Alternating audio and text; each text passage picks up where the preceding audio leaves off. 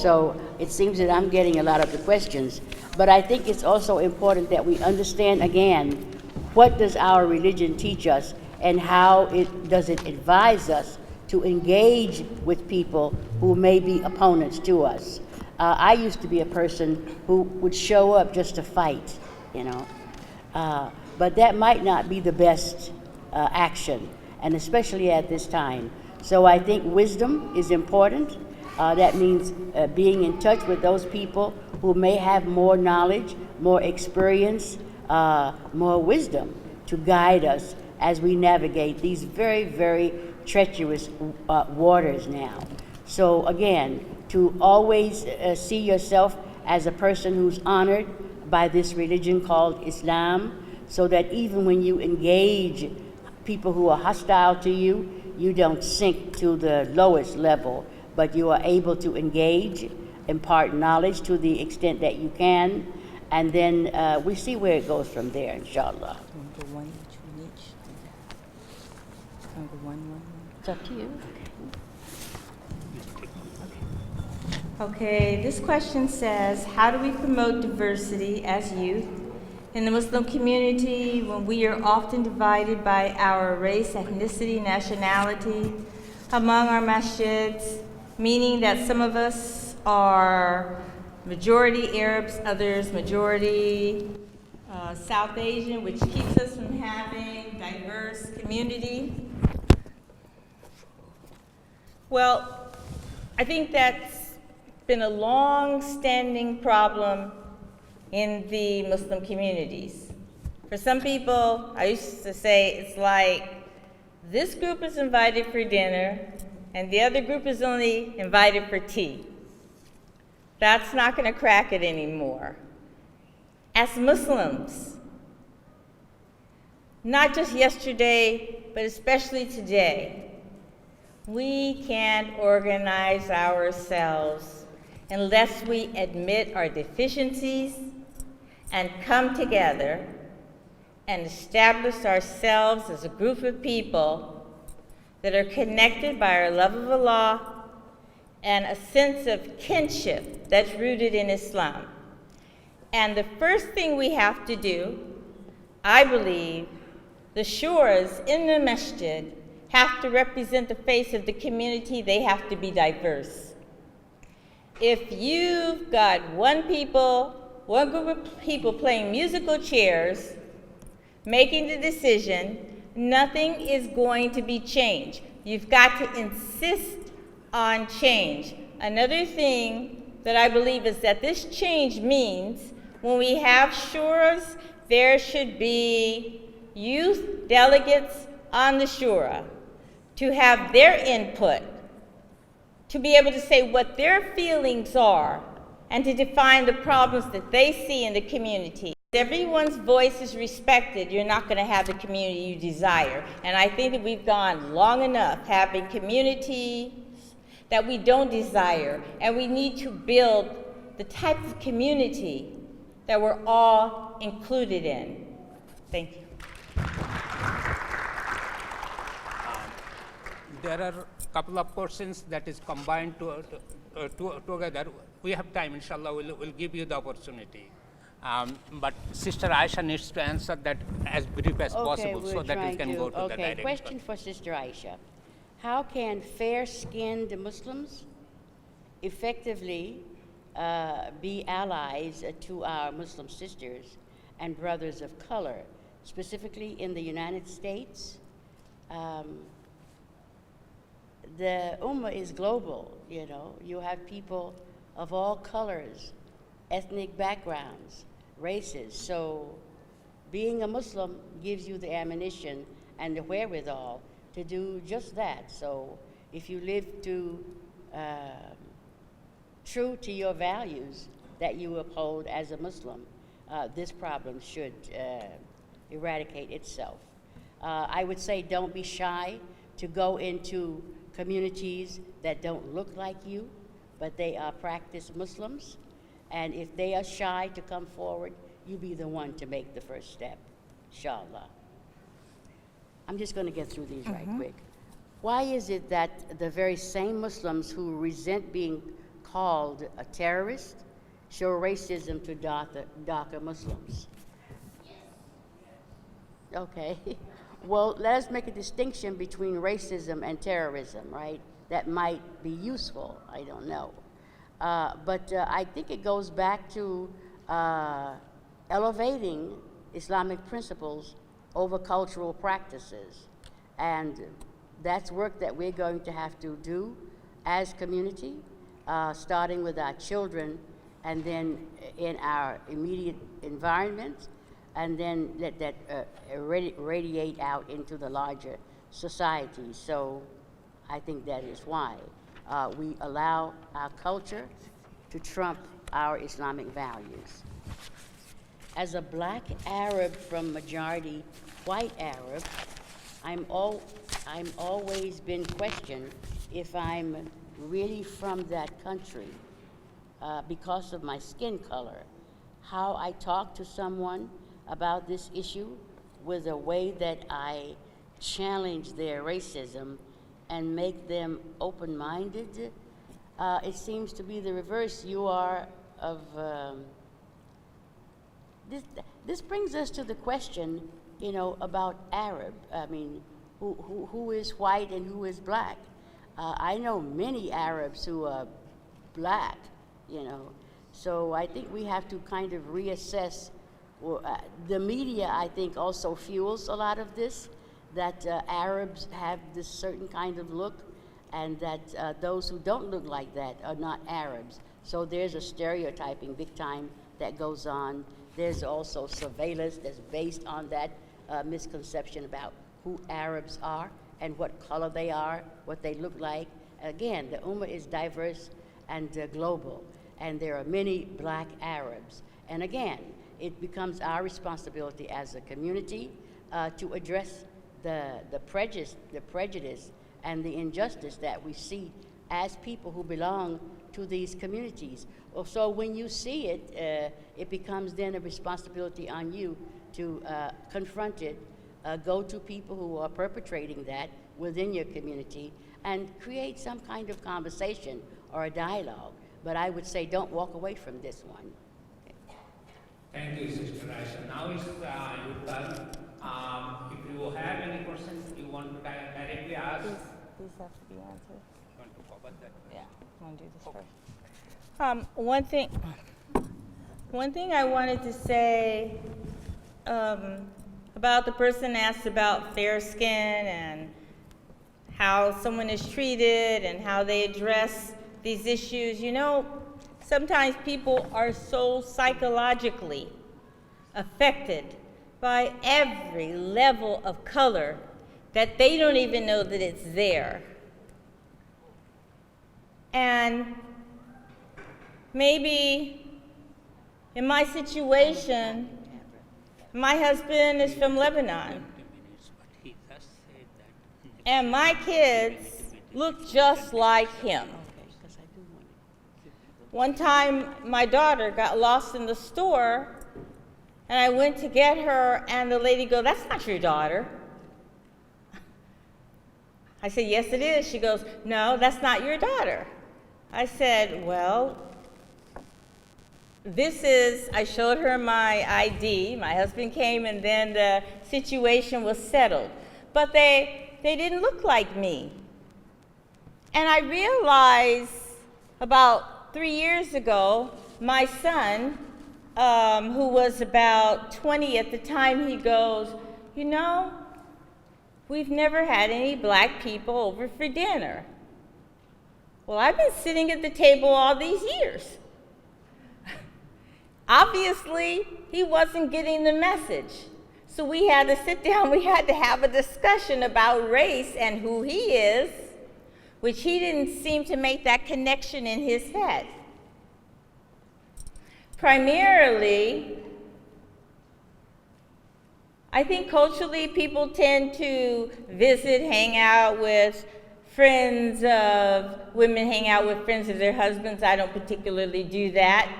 I have my own friends, and I don't feel that need for a connection, but sometimes it overlaps. But for them, being boys, they were mostly around their father and his friends. So some things didn't seep in, or some light, it wasn't on upstairs. And I really didn't know it until I saw it, and then we had to have that discussion. So I think that the person that's having trouble with conversing with someone because of different skin tones, you need to have a conversation in your messages about race and social and racial consciousness. That's the way to solve, I think that's one of the ways to solve the problem. This other May I just interject? Sure. I think families have a responsibility to expose their children at a very early age. And that means that having that conversation at the table and in the family, but also taking them out into the community and have them have the opportunity to interact with other people. And a very small example, years ago I used to manage a gift shop in Greenwich Village. And there were tourist buses that came in all the time from all of the surrounding suburbs that stopped right in front of the shop. One day, a lady got out with her daughter, and myself and my colleague were working that day. She was darker than I am, right? But she was down doing some work beneath the counter, and I was visible. And when the child came in, they were looking at all of the jewelry and beautiful things in the counter. And then my friend stood up, and the child said, "Oh, Mommy, her face is dirty." Well, my friend exploded and gave the child the lesson of her life. But that just illustrates that it's our responsibility as parents to make sure that we expose our children to the globalization of the women and the beauty of diversity and difference, and that can't happen soon enough. Thank you. Well, in our situation, we lived in Lebanon, we lived in Afghanistan, we lived in Syria, so there wasn't a whole bunch of me on the block. So, but when we came back to America, I realized, and even when we left the Middle East, we lived in Scotland. So when I came back to America, there's something about race in America that it's up close in your face. And finally, there was this opportunity, and I call it an opportunity because it did create a different kind of consciousness in their minds. And they did learn to see things from a more global perspective, alhamdulillah. It says, what can men do to support Muslim women? Be specific. What they can do to support Muslim women is to speak up about their trials and tribulations, is to acknowledge their strength in a society where they are one of the major identifications of Islam. Men go about their business, and sometimes you can tell they're Muslim, but sometimes you can't. But when a sister in hijab goes outside, it's very clear who she is and what she believes. She needs the support of the men in the community. She needs them to be the cheerleaders. She needs them to help instill bravery in their daughters, to give them support, and to teach their sons to respect women, to respect their sisters, to support their sisters and protect them. And I think that they need to push for their rights, same as women in this society are striving for their rights. Saudi Arabia was recently bragging about giving their women the license to drive. Big deal. Big deal. Who cares? I wish someone would drive me somewhere. The point is that we live in a complex society where women's rights are already compromised. When you're a Muslim woman, it becomes more compromised. We need the Muslim man to stand up for the rights of Muslim women. And she needs to know that she has that support every day.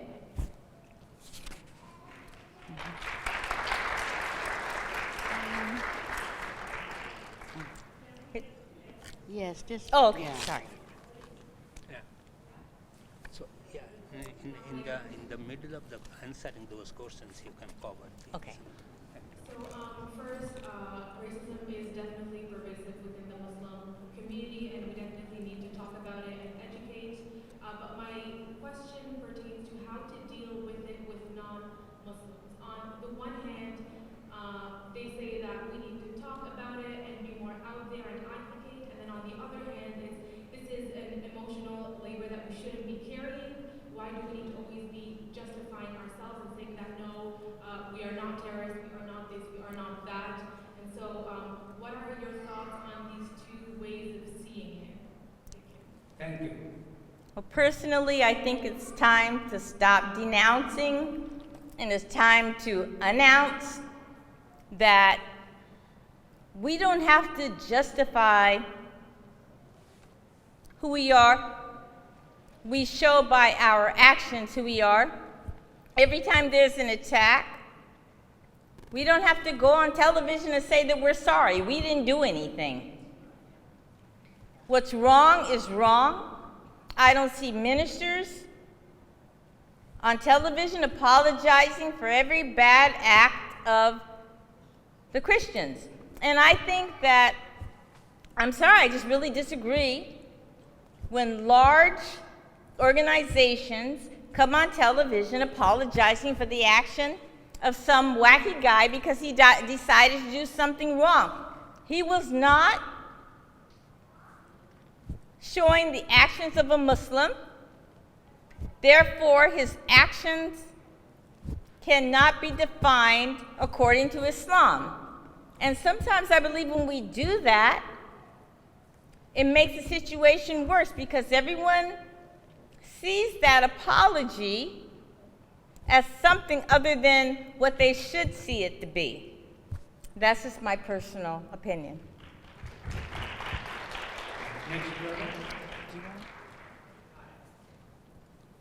Be as close as possible to the Yeah, I because I really want to hear what you have to say as well. So my response will be as concise as I can make it as well. So my question is, how do we deal with tokenism and the idea How do we deal with what, brother? We feel happy about getting certain opportunities, whether it's Can you repeat your question one more time? She could not understand. okay. My question was, how do we deal with tokenism and the idea that a lot of times we're happy with the opportunities we're getting and stuff, but sometimes in the back of our head we feel that we're being used as a marketing tool because of our skin color, and so how do we deal with that kind of struggle? You want to direct your question to one of us, or you just anybody? Yeah. Can you take the mic? Okay. If I understood the question is, how do we basically deal with tokenism? Was that the question? And what was the other part? Okay. Well, I have a saying that I don't mind, that I want to be used, but I don't want to be misused. So if my being on this panel is a gesture of tokenism, and if it brings any benefit to the work at hand, then I'm willing to be a part of that, right? When it gets to a point where I am being misused, then it becomes incumbent on me to make a decision if I want to be misused, and if so, what is my motivation for being misused?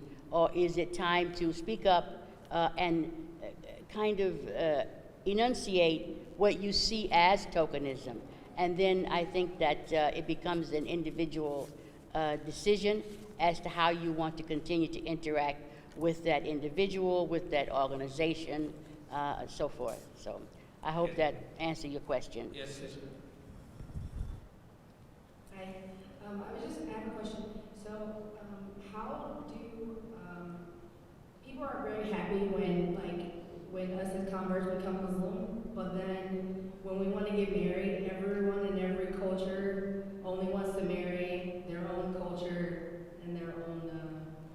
violent groups and all that. So what are converts supposed to do when everyone uses us as a pawn in the token when we convert, but they don't want us to marry into their families? Thank you. That's hard, and that's one of the worst kind of racism, because a Muslim woman can only marry a Muslim man. And she needs to be able to find someone that accepts her for who she is, that will not discriminate against her after she gets married. At the same time, if he's predisposed to discriminating against her, he's not going to want to marry her anyway. But then, if he's prejudiced and he's so hung up on the shade of skin, you don't really want him anyway. So you have to keep praying to Allah and search. You know, it always gets me when people say, oh, I want my daughter to marry someone from the same village and this and that. I just think that's a big mistake. When you make dua, you ask Allah to find a husband for your daughter or a wife for your son that's the best Muslim to complement his Islam or her Islam. Someone that will they'll be able to support each other as Muslims, support each other psychologically, spiritually, and that they have the capacity to raise good Muslim children that advance the cause of Islam. That's the optimal Muslim to marry. Not someone that wants someone from a village, because you always better be careful what you wish for. He might come from that village, but he could be the husband from hell. So I think that the intentions and dua are the best things that are going to get you what you want. And sometimes it may conflict with what your parents want for you. But then you need to sit down and have that talk with your parents and explain to them very clearly about the kind of husband you want. And that he doesn't have to be from a certain place, but he has to have a certain kind of Islamic personality.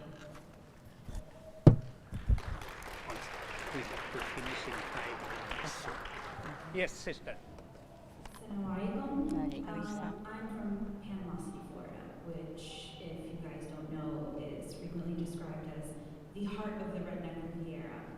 And after 9/11, as a Muslim, we were always taught to kind of take everything with a smile. Any sort of rude question, any sort of insult, be patient, explain to them that we're good people. And after many years, it kind of lays heavy on you. And I came to the conclusion that this is a completely wrong approach when I was at a Black Lives Matter protest 2 years ago, and I saw where Islamophobia and anti-Blackness intersect in a very ugly way. I was on the receiving end of assault, a white woman as well, and a Black teenage girl, all women. And the police officers were completely unresponsive, and nothing happened, and the man just walked away scot-free. My question is this: how do we find an approach that is engaging, that does not put us on the defensive, and how do we move forward from this old school approach? You were at a Black Lives Matter rally, and who exactly? A drunk white man wearing a Pepsi cap. Mm-hmm. Okay. And what did he say exactly? I'm sorry. All lives matter. He ripped my sign out of my hands, said I'm a terrorist, I don't know no love, and yelled at the young teenage girl for quite some time to make her cry, and then got physical with another white woman. Sorry for the interruption. We have only 5 minutes left. The session time actually passed away. And since the next session is a little bit late, we are given extra 5 minutes. Okay. I want to address that, since that's some of the work that we've been doing in New York. it's one thing to engage, and I think that predominantly recent immigrant communities have taken this approach, what you call the old school approach. Right? They don't know who we are. They don't know who Muslims are. They don't know anything about Islam. Part of that is true. Part of it is conscious ignorance, right? Willful ignorance. African American Muslims have been in this country for centuries. So if they don't know, much of it is because they don't want to know, right? And that speaks again to the issue of what color is the Muslim? Does it fit into the broader narrative that's being perpetuated in the society? So that's one thing. Also, there is an issue of safety now. See, any random person can approach you, right, and do serious damage to you, right, and especially as a Muslim woman. So these are times when we have to be very careful and conscious, not only of what's being said to us, but our surroundings, right? I am advocating strongly that every person, starting with the children whose bones have been set, that they are put into some martial art environment. We have to know how to defend ourselves, right? And it is not to be aggressive or the perpetrator, but rather to be able to have the confidence that you can defend yourself if you need to. I think that's really critical that we do that. And the rest of it is using your common sense, you know. If you are going out late at night, you know, you should not be doing that alone in this time. You see, you should be finding ways to build group solidarity so that the issue of safety is a very real safety now. Any random person can approach you and harm you. So it's not just about, you know, engaging, we are peaceful and all of that, but you don't know who's coming next to you, you know, and you need to be aware of who's coming next to you. Where are they? This is very serious time, so I'm strongly advocating that especially Muslim women take full review of how they are walking in the world, especially women who are wearing hijab. You are like a walking target, right? And they pick you out. And the men, see, I come from a community that men protected their women, right? I mean, you know, there was a time when you just didn't insult Muslim women, you know. The women didn't even have to speak. The men would just step up and do that. This is a different time now, right? And that doesn't mean that there's not consequences associated with that. But I think women now, especially, have to take some special precautions about how they walk in the world. And again, you know, I didn't see too many African American Muslim women having their scarves pulled off, right? It was mostly our sisters from other communities. So again, may Allah protect us all and give us the wherewithal and the knowledge to walk with dignity in the land that we call home, inshallah. I just want to say, I think that, like the sister said, in this time and era, we should be able to take certain precautions. There are plenty of self-defense classes up there. I'm not saying you should carry a weapon, but I'm saying that you should at least have a plan what to do to protect yourself. There's personal defense for women. It takes about a week to learn. At least you're not going to beat the daylights out of somebody, but you can utilize certain skills so that you get away from that person that might walk up to you in a dark parking lot. But then again, don't be in that dark parking lot alone. Okay? Carry your keys in your hand in a certain way. But you've got to learn how to protect yourself. And you've got to be able to you don't necessarily have to stand down, but you've got to be able to kind of stand up. You've got to take that middle road. And you've got to learn how to protect yourself. And there are so many things available out there. And like the sister was saying, as soon as your boys and girls are old enough, you put them in some kind of class, a self-defense class, because they need to learn how to defend themselves, not just because they're Muslim, but because they're girls. Because we live in a society where people can do anything just for the heck of doing something, like the girl in Washington, D.C. that was going to the masjid during Ramadan. She's gone. We have to protect ourselves for many reasons, and the time is now. So if you have daughters and you have sons, get them involved in something productive. Thank you.